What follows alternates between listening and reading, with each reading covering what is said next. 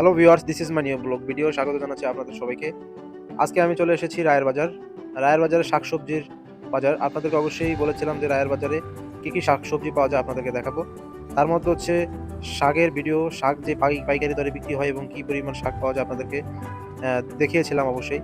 তো আমি রায়ের বাজারে এসে হচ্ছে লেবু এবং ড্রাগন ফল আরও অন্যান্য সবজিগুলোর দাম জিজ্ঞেস করতেছিলাম কীভাবে কী বিক্রি হচ্ছে।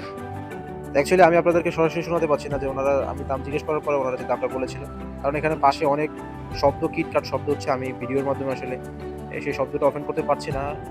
সেই শব্দটা অফেন করলে অবশ্যই আপনারা শুনতে বিরক্তি হবেন। সেজন্য হচ্ছে সেটা আমি মিউট করে দিয়েছি। তো আমি আলাদা ভয়েস দিয়ে আপনাদেরকে বলার চেষ্টা করতেছি যতটুকু পারছি। তো এখানে হচ্ছে আপনারা সকল ধরনের শাকসবজি পাবেন মোটামুটি ভালোই রেঞ্জের মধ্যে। ধানমন্ডির মধ্যে এখানে একটু কম দামে পাওয়া যায়। কারণ ওই দিকটায় আমরা যে দিকটায় থাকি ধানমন্ডি, শঙ্করের এইদিকে খুবই দাম বেশি রাখে। তো আমরা এখানে এসে হচ্ছে একটু মোটামুটি কম দামের মধ্যে পেয়ে যাই। তো বাজারে ঘুরতে হঠাৎ দেখলাম হচ্ছে এক ভাই হাওয়াই মিঠাই বিক্রি করতেছে। ছোটবেলা যেটা হচ্ছে প্রচুর পরিমাণে খেতাম আমরা। তারপর হচ্ছে ভাজা পোড়া, আপনার এখানে হচ্ছে বেগুনি, আলুর চপ, তারপরে পেঁয়াজু। তো আমি ২ টা পেঁয়াজু নিলাম। আমার ভিডিও ম্যান যে হচ্ছে আমার ক্যামেরাম্যান যেটা বলে, তাকে হচ্ছে একটা দিলাম আর আমি একটা নিলাম। তো বাজারের মধ্যে হচ্ছে আজকে আসলে বাজার করতে আসি নাই। বাজারের কন্ডিশনটা দেখতে এসেছি এবং আপনার ভিডিও করে আপনাদের মাঝে শেয়ার করার জন্য আজকে রায়ের বাজারে আসা।